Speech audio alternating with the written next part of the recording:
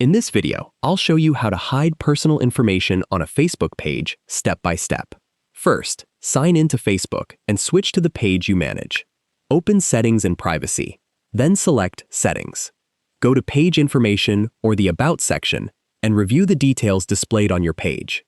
Remove or edit personal information you don't want visitors to see, such as a personal phone number, email address, home address, or other private details.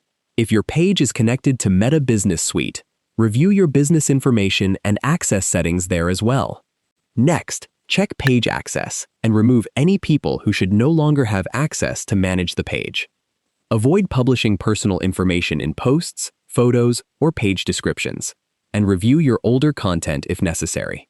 Finally, use Facebook's privacy and audience settings and view your page as a visitor to confirm that unwanted personal information isn't publicly visible.